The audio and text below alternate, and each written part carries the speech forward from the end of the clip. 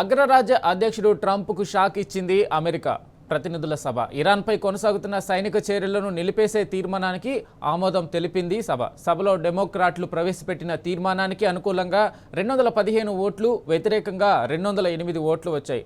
అనవసర భారీ ఖర్చుతో కూడిన యుద్ధానికి వెంటనే ముగింపు పలకాలని ప్రతినిధులు డిమాండ్ చేశారు.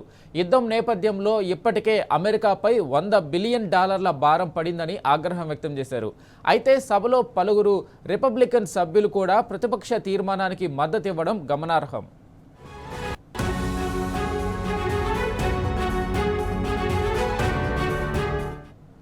పశ్చిమాసియా ఉద్రిక్తతల నేపథ్యంలో ఇరాన్పై ట్రంప్ ఏకపక్షంగా నిర్ణయాలు తీసుకోకుండా నియంత్రించింది ప్రతినిధుల సభ.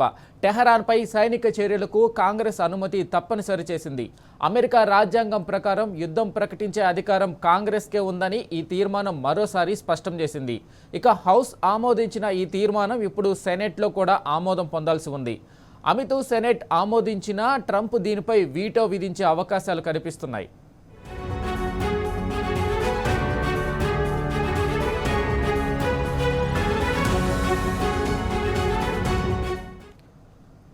ఇరాన్ యుద్ధంపై అమెరికా అధ్యక్షుడు ట్రంప్ కీలక ప్రకటన చేశారు. ఈ వారాంతంలో ఇరాన్తో డీల్ కుదరబోతుందని స్పష్టం చేశారు. ఇరాన్తో అవగాహన ఒప్పందం కుదిరిన వెంటనే హర్ముజ్ తెరుచుకుంటుందన్నారు. ఆ దేశం వద్ద ఉన్న యురేనియం నిల్వలను స్వాధీనం చేసుకుంటామని పునరుద్ఘాటించారు ట్రంప్.